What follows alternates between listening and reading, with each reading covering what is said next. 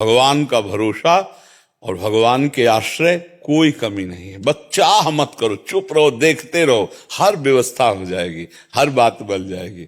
हमारा किसी चंदा से नहीं बना है, हमारा किसी के डोनेशन से ऐसे नहीं बना है। हमारे जो प्रधान शिष्य है, अपना जीवन अपनी संपत्ति से ऐसे ऐसे आकर खेल है।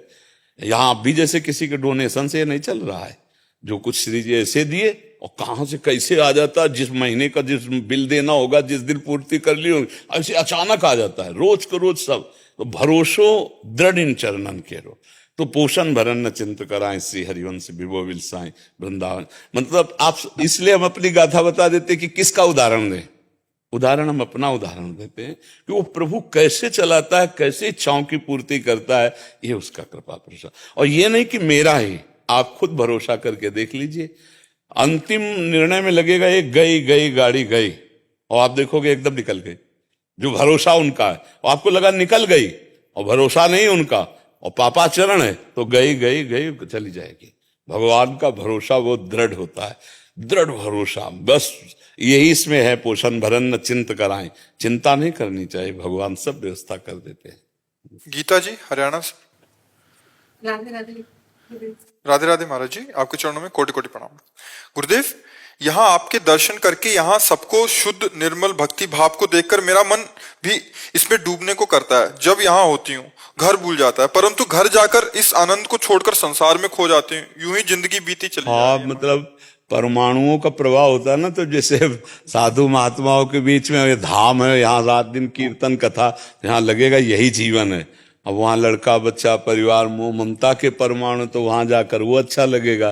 तो उत्तम बात है कि यहाँ की परमाणुओं से इतनी बैटरी चार्ज करो कि वहाँ इतना डिस्चार्ज ना हो जाए कि नाम छूट जाए, भगवत कथा छूट जाए। अगर ऐसे सावधान, तभी हम कहा करते महीने 2 महीने में वृंदावन आना चाहिए। एक दिन का अगर समय निकाल लोगे तो जैसे मोबाइल की बैटरी डिस्चार्ज नहीं हो जाती, फिर चार्ज कर लो तो फिर चलता रहे। महीने 2 महीने आओगे, सामने बैठोगे, यहाँ के परमाणु जैसे, तो ये आपको प्रभावित करेंगे।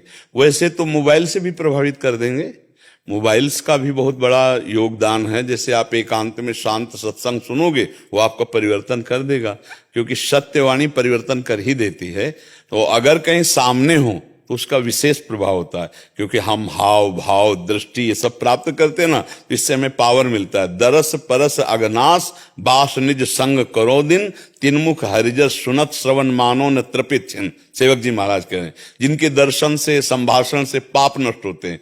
जब पाप नष्ट होते हैं तो मन आह्लादित होता है, तो लगता है यही ठीक है, नाम जप करें, खूब भक्ति करें, प्रभु के दर्शन करें, नाम कीर्तन करें, सत्संग सुने, ये अच्छा लगेगा। और जब हम संसार में जाते हैं तो फिर धीरे धीरे हमारा हृदय मलिन होने लगता है, फिर वो सब अच्छा लगने लगता है। तो हमें लगता है कि ऐसा हम अभ्यास करें, ऐसा स्वभाव बनाएं कि यहाँ जैसा हमें लगता है वैसी स्थिति वहां भी बनी रहे।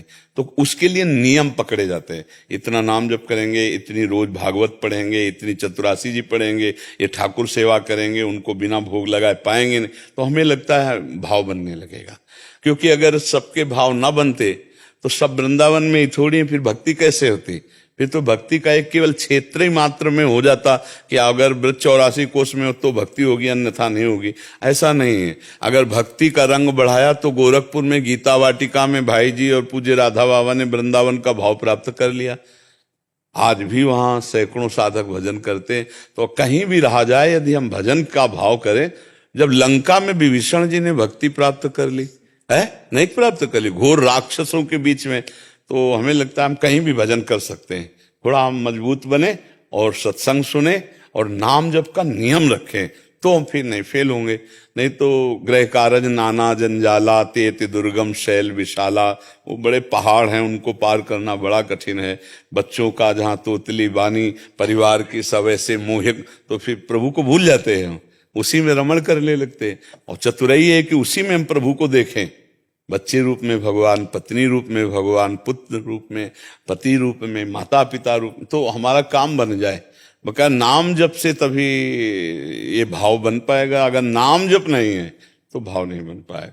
है कठिन, गृहस्थी में भजन कर ले जाए तो फिर क्या कहना है, पर है कठिन भजन करना। देखो थोड़ा भी काम करने लगो तो भजन में रुकावट आ जाएगी।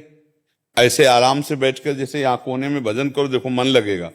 और जहां फिर आप संसार के कार्य करने लगो तो उसमें मन लगेगा ना संसार के कार्य में, तो भजन में बाधा पड़ जाएगी। तो घर में तो कार्य ही कार्य है, कोई ये बुला रहा है, किसी को वो चाहिए, किसी को ये चाहिए, तो हमारा मन इतना फैल जाता है कि उसको भजन का सुख वहां नहीं प्राप्त हो पाता। पर वहीं हम भजन का सुख प्राप्त करें, ऐसी कौन सी कला है?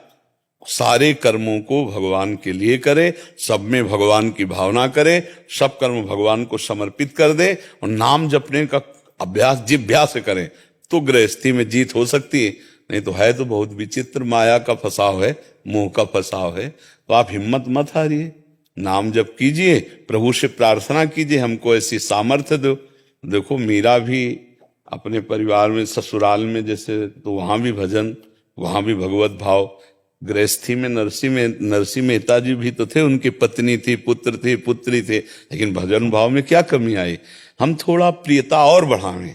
अभी हमारी थोड़ी प्रियता कम है, इसलिए यहाँ रंग आ जाता है और वहां रंग हट जाता है। अगर हम प्रियता बढ़ावें तो कहीं भी रहे हमारे रंग में मतलब कोई भी कसर नहीं होगी। हमारा रंग भक्ति का सुरक्षित बना रहे। वो नाम, जितना नाम में अधिक प्रेम करोगे उतने आप भक्ति सुरक्षित रख पाओगे। जी। मानस पाठक जी आजमगढ़ से, राधे राधे गुरु जी, आपके चरणों में कोटि कोटि प्रणाम। महाराज जी, मैं असत्य बातों पर क्रोधित हो जाता हूँ, चाहे वो मुझसे उम्र में श्रेष्ठ ही क्यों ना हो। क्या तो इससे हाँ, मेरे भजन में त्रुटि हो? बात तो दोनों गड़बड़ हो गई। वो असत्य बोल रहा है, तुम क्रोध कर रहे हो, तो बात गड़बड़ हो गई, दोनों खराब हो गए। वो असत्य बोल रहा है और आपको पता है वो असत्य बोल रहा है, तो हमें भगवान से प्रार्थना करनी कि उसको सामर्थ्य दें कि वो सत्य बोले और हम शांत रहें, हम प्रसन्न रहें। हम क्रोधित क्यों? वो असत्य बोलकर दोष कर रहा, तुम क्रोधित होकर दोष कर रहे हो। बात तो दोनों ही तो बुरे हो, तुम कोई अच्छे थोड़ी हो गए, क्योंकि तुमने क्रोध रूपी पाप को स्वीकार किया और वो असत्य रूपी पाप को स्वीकार किए। त्रिविधम नरकस्येदम द्वारम नाशन मात्मना कामः क्रोधा तथा लोभा तस्मा देत्यम त्यजेत। भगवान कह रहे हैं 3 नरक ले जाने वाले, काम, क्रोध और लोभ। वो असत्य बोल रहा है, नहीं असत्य संपातक पुंजा, तो तुम क्रोध रूपी पाप कर रहे हो। बात तो एक ही है, तो तुम श्रेष्ठ थोड़ी हो गए, तो तुम्हें क्रोध त्यागना चाहिए। वो असत्य पे, इसलिए हमें भगवान से प्रार्थना करनी चाहिए, प्रभु आप बुद्धि शुद्ध कर दो तो सत्य भाषण बोलने लगे, सत्य विचारवान हो जाए, सत्य आचरण करने वाला। हमारा पावर भगवान है। कोई गलत मार्ग में जा रहा है तो उसका हम नाश नहीं सोचेंगे, नहीं, भगवान उसको सही मार्ग दें, भगवान उस पर कृपा करें।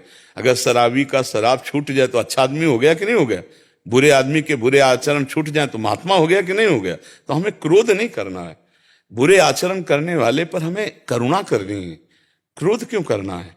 नहीं नहीं, भगवान कृपा करें, उनकी बुद्धि शुद्ध करें, ऐसे हमें भावना करनी है। उसका अहित अमंगल क्रोध से आप अपना भी अहित कर लेंगे और उसका भी अहित कर लेंगे, तो क्रोध अच्छी बात नहीं। क्रोध तो सर्वनाशक है, अपना भी नाश करता है, सामने वाले का भी नाश करता है। क्रोध में आ जाओ तो वो तो झूठ बोल रहा है, तुम तो असभ्य बोलने लगोगे। ज्यादा क्रोध आ जाए तो असभ्य बर्ताव नहीं करोगे। देखो आपने कहा चाहे हमसे बड़ा हो, लेकिन हम क्रोध आ जाता है तो फिर असभ्य बर्ताव हो गया ना, तो वो तो झूठ बोल रहा था, आप तो असभ्यता में आ चुके, आप तो मनुष्यता ही भूल जाएंगे। क्रोध आ जाए, ज्यादा बढ़ जाए तो आप अपमान कर सकते हैं, नहीं कर देंगे। तो क्रोध तो बहुत बड़ा एक गलती है, इसको सुधारिए। यही हम में सबसे ज्यादा कमी होती है कि हम दूसरों के दोष देखते हैं और अपने बड़े बड़े दोष नहीं देख पाते। तेरे भावे जो करे भलो बुरो संसार, नारायण तू बैठ के अपनो भवन बुहार। अगर लौट कर आप देखो तो सबसे बड़ी गलती हमारे अंदर है। अगर हम अपनी गलतियों को दूर कर दें तो सब में भगवान विराजमान है, हम आनंदित हो जाएंगे। कहीं झूठ का रोल कर रहे हैं, वो वही तो है, कहीं झूठ का रोल कर रहे हैं, तो हमको आनंदित होना है। हाँ, हमसे अगर वो पूछे कि मैं गलत हूं क्या, तो हम प्रार्थना कर देंगे कि आप गलत हैं, आप झूठ बोलते हैं, अगर झूठ बोलना छोड़ दें तो बहुत अच्छा हो जाए। लेकिन अगर वो हमसे नहीं पूछेगा तो हम इस बात में आनंदित रहेंगे, मेरे भगवान इस रूप में झूठ की लीला कर रहे हैं। 3 प्रकार की लीला हो रही, एक हो रही सतोगुणी, एक हो रही रजोगुणी, एक हो रही तमोगुणी। एक है सृजन लीला, एक है पालन लीला, एक है संहार लीला। तीनों लीला मेरे भगवान की हैं। हमको किस लीला में लगा है ये हमें देखना है, हमको किस लीला में जाना है हमको ये देखना है। तो क्रोध का त्याग करके असत्य भाषण करने वाले पर भगवान की प्रार्थना करके उस पर करुणा करनी चाहिए, ना कि क्रोध करके हम असभ्य व्यवहार करें। ठीक है, ले बाबा प्रसाद लो पहले तो भगवान को, ठाकुर जी को बहुत कृपा करी। तब ठाकुर जी कल सेवा महोत्सव भी अपनी मेल में नंदगाम में प्रेरणा करी ठाकुर जी ने, ये पटका है। अभी तो तुम्हारे गुरुजी के पास भी जानो है। हाँ, क्योंकि सेवा महोत्सव में आप आ नहीं पाए, वे तो आ गई ललती बाबा और वे सब आ गए। गुरुजी के यूं कह रहे तक स्वास्थ्य में एक भाव आ रहा है, यार नहीं ब्रज राजकुमार सो, प्यार नहीं ब्रजवासिन को सो, हेते नहीं भक्त बराबर और देश नहीं ब्रज मंडल रेसो, और नाम रटते यहाँ कृष्ण राधिका और यमुना जल जैसो। अब तो बाबा यहाँ राधा राधा रटे बिल्कुल और